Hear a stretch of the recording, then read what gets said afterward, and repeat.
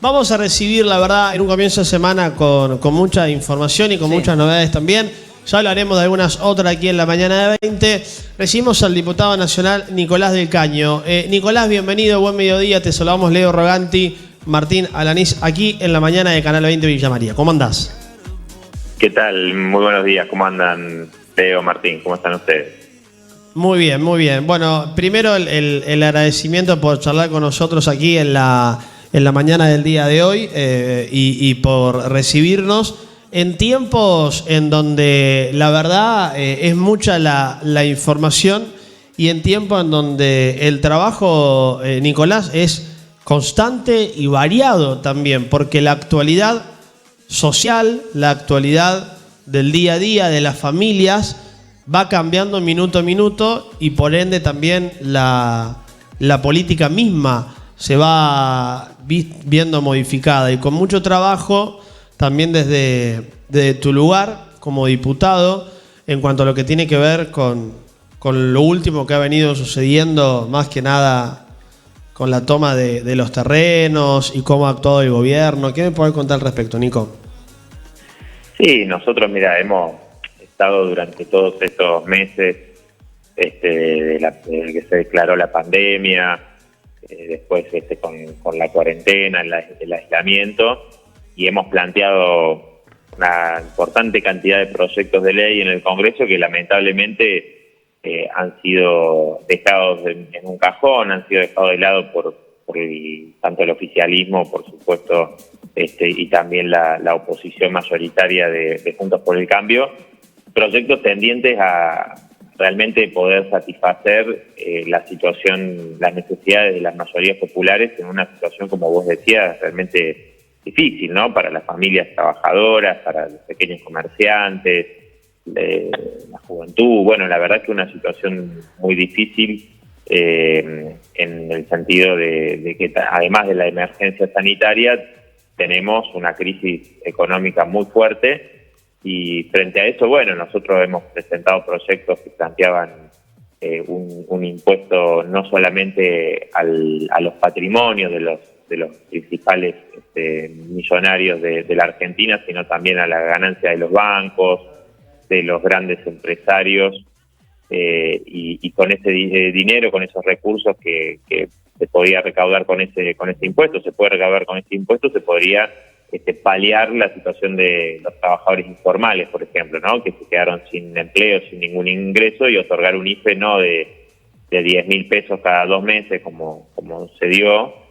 Ya ahora no hay más IFE, digamos, para el 2021, de 30.000 pesos, ¿no? Es decir, algo de emergencia, porque el objetivo obviamente es generar empleo genuino, pero en esta situación es muy necesario un paliativo para que la gente que se quedó sin ingresos no caiga en situaciones cada vez más terribles, ¿no? Que no te alcanza para darle de comer a tus hijos. Digo, es una situación muy dura. Nicolás, ¿y cómo quedó en la Cámara este proyecto que presentó el oficialismo respecto al impuesto a las grandes fortunas que los mencionaba recién? ¿Se va a tratar? ¿No se va a tratar? ¿Qué información tienen allí en la Cámara? Bueno, mirá, nosotros no tenemos una información muy clara porque hasta ahora se ha amagado con este proyecto. Recordemos que se viene hablando de esto desde hace varios meses y proyecto del oficialismo, y hasta el momento, bueno, ya tiene un dictamen de comisión el proyecto, ¿no? Sí. Sin embargo, digo, hay que también tener en cuenta, ¿no?, de que es un proyecto que una parte importante de lo que va a recaudar, primero que, como te decía, va solamente a afectar el patrimonio y no la renta, la ganancia que tuvieron grandes empresas, los bancos y demás, ¿no? Y después que la mayor parte de esos recursos se van a destinar por ejemplo, una parte se va a destinar a la exploración de gas, otra parte a empresas, o sea, no va al sector más necesitado directamente, que es la gente que se quedó sin trabajo, sin posibilidad de tener ingresos, etcétera. Eso también es un tema. Y después que es muy muy pobre, digamos, alcanza $3.000 millones que es muy poco si lo comparamos con lo que se pagó de deuda este año, que son 6.000 millones de dólares, y lo que se va a pagar el año que viene, que son otros 6.000 millones de dólares, ¿no? Entonces, el gobierno, yo creo que de conjunto lo que ha hecho es tratar de complacer a los especuladores de la deuda, al Fondo Monetario, a los bancos, a los grandes grupos económicos, ¿no? Por ejemplo, el tema de todo lo que está vinculado al agronegocio, bajar las retenciones. Bueno, me parece que todo eso es un combo que contrasta con la respuesta al sector de la clase trabajadora, a los que reclaman por vivienda, porque también te quedaste sin poder pagar el alquiler o ya no se puede sostener una situación de hacinamiento, como muchas familias sufren el hacinamiento, de vivir en pequeñas piezas con 5, 6, 7 personas. Bueno, me parece que vimos en Guernica esa respuesta represiva del gobierno, mientras con los grandes grupos económicos hay intentos permanentes, beneficios, y complacerlos con medidas que se van tomando, ¿no? De hecho, te doy un ejemplo. El otro día se pagaron 300 millones de dólares de intereses al Fondo Monetario Internacional, mientras el presupuesto estipula para construir viviendas nuevas 150 millones. O sea, en un día se llevaron el doble de lo que todo el presupuesto 2021 estipula para viviendas nuevas, ¿no? Después hay otros planes y demás, pero estamos hablando de un porcentaje ínfimo, 12.000 viviendas, cuando las que hay que construir nuevas son 1.300.000 según datos oficiales. Si tomamos todo el déficit habitacional, muchas viviendas que no tienen los servicios básicos, elementales, que son deficitarias, llega a 3 millones y medio de viviendas, ¿no? Sí, realmente el número es muy grande de déficit habitacional. Nicolás, sos una persona que recorre las calles, no solamente en Buenos Aires, sino en muchas oportunidades en distintos puntos de la provincia, del país. ¿Te preocupa a futuro que el próximo año, de acuerdo a la actualidad que estamos viviendo, los números, los indicadores de pobreza en la Argentina sigan creciendo y que las soluciones no sean las adecuadas o no alcancen en todo caso, o se desvíen algunos fondos hacia otros rumbos y no a quienes por ahí lo necesitan? Porque los números en cuanto a lo que tiene que ver con la pobreza en el país son ascendentes, y las proyecciones para el 2021 en cuanto a esto, ¿cómo lo venía analizando? ¿Qué opinión tenés al respecto? Sí, mirá, creo que es bastante claro en las distintas estimaciones que hacen desde economistas de distintas vertientes, y marcan con bastante preocupación una realidad hacia el año que viene que implica una gran desocupación, una enorme pobreza. Por eso nosotros estábamos en desacuerdo, por supuesto, con este presupuesto del 2021, que es un presupuesto de ajuste, y donde el gobierno ha planteado además que va a tratar de que el déficit fiscal sea aún menor, es decir, ajustar aún más, quitar más recursos, y eso, bueno, realmente no vemos un buen panorama, ¿no? Y esto tiene que ver con lo que señalamos nosotros en la campaña electoral del año pasado, que dijimos con claridad: acá no hay posibilidades de satisfacer las necesidades del pueblo trabajador y al mismo tiempo pagar la deuda, ser complaciente con los negocios de los bancos, los grandes grupos económicos. Y eso es lo que se está viendo hoy, y agudizado con la pandemia, y hacia el año que viene nos parece que la única perspectiva favorable es si realmente las trabajadoras, los trabajadores y los sectores populares empiezan a unificarse y a salir a la pelea por cada uno de sus demandas, de sus derechos, porque acá vos ves dirigentes sindicales que miran para otro lado, se sientan a negociar y a discutir y a comer asado con los empresarios, pero que dan la espalda a las trabajadoras, a los trabajadores, que ven cómo se cae el salario, cómo se pierden puestos de trabajo, bueno, necesitamos que esas organizaciones realmente estén en manos de las trabajadoras y de los trabajadores y que cumplan la función que deben cumplir, que es justamente ser una herramienta de organización y de lucha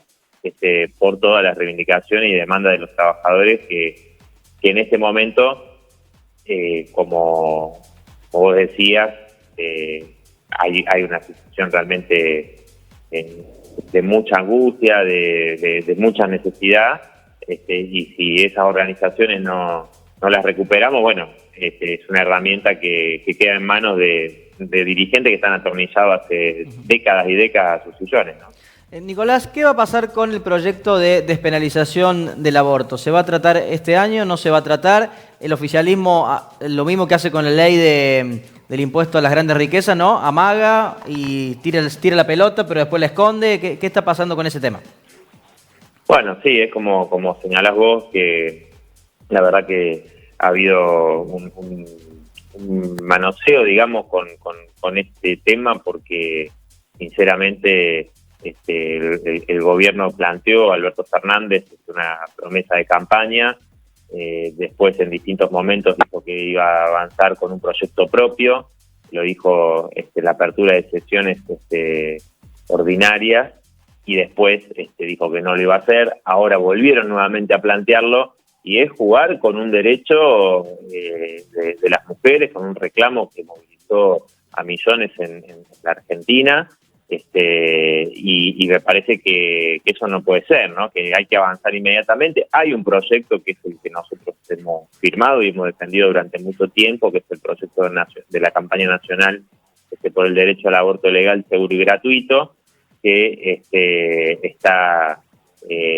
tiene estado parlamentario en este momento, y bueno, nosotros queremos que se avance con este proyecto independientemente de si el Ejecutivo envía un proyecto o no, ¿no? Pero bueno, en este momento la verdad que uno no tiene la certeza de si ese proyecto va a avanzar, porque un día dicen que sí, otro día dicen que no es el momento.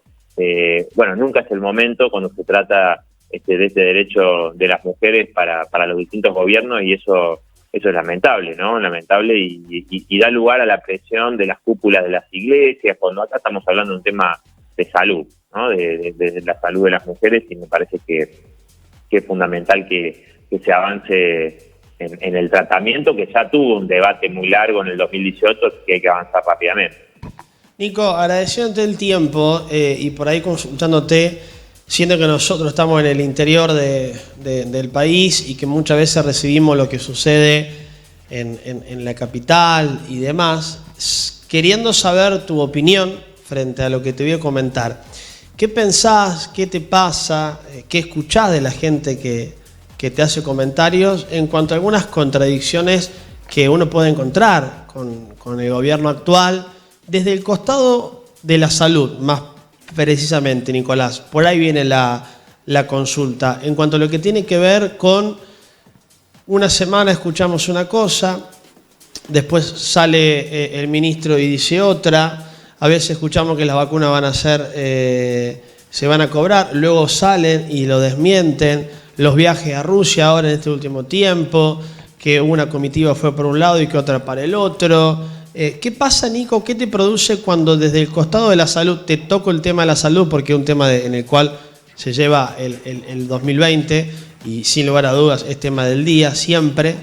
¿Qué pasa cuando encontrás eso? Que por ahí, desde aquí, desde el interior, nosotros vemos gente que está laburándola y que un día escucha una cosa y que otro día escucha otra, y que compran las vacunas y que las vacunas van a estar en tal fecha, pero que después se compraron otras más. ¿Cómo te tomas todas estas noticias, esta seguidilla de noticias, de temas del día a día que son totalmente moneda corriente en las calles de todo el país?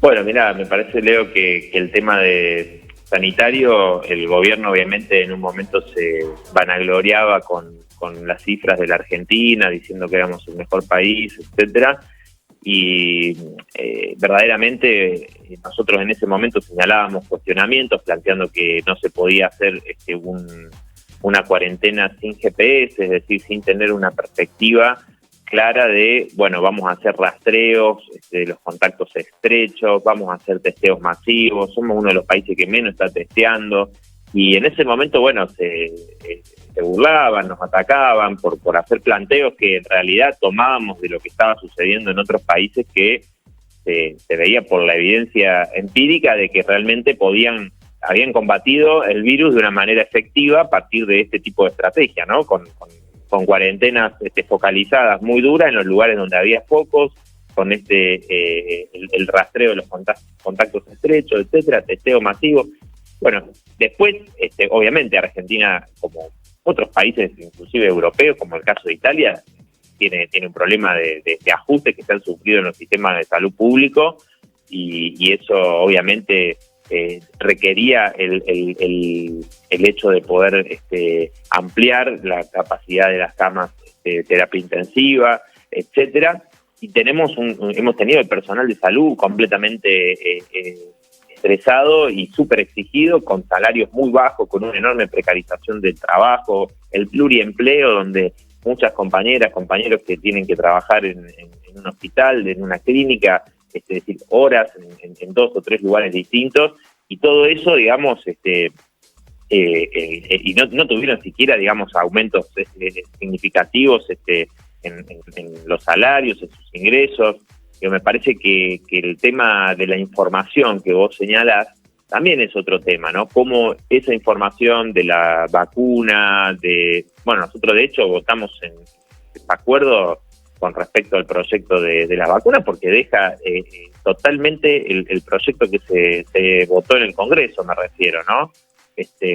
Nosotros obviamente queremos una vacuna inmediatamente, pero lo que sucede es que abren los negociados constantes y se le quita cualquier tipo de control a los grandes laboratorios, a las empresas que quedan a cargo, etcétera. Bueno, y eso realmente son cosas que se conocen poco, y después la información es fundamental que sea algo completamente democrático. Eso ha sido otro de los temas, ¿no? Con respecto a todo el manejo de la pandemia, porque lo primero para poder sobrellevar esta situación y demás es que haya una información precisa y pública absolutamente de todo, ¿no? Y me parece que eso ha fallado, y bueno, ahora no está claro todavía el tema de cuándo va a llegar la vacuna, en qué dosis y demás. Bueno, eso nosotros siempre hemos exigido pedidos de informe y demás, y lamentablemente eso se va dando a cuentagotas, ¿no? Bueno, Nicolás, queremos agradecerte el tiempo y la amabilidad para charlar con vos. Tenemos mucha gente por ahí nos manda preguntas y demás, sabiendo de tu gran costado cordobés ligado a la ciudad de Villa María. Entonces siempre es un placer poder charlar con vos y poder escucharte por sobre todas las cosas. Agradecemos mucho el tiempo, Nico. No, muchas gracias a ustedes también. Para mí un gusto poder conversar, y bueno, espero poder estar pronto también, así charlamos personalmente. Ojalá que así sea. Te mandamos un gran abrazo y buena semana.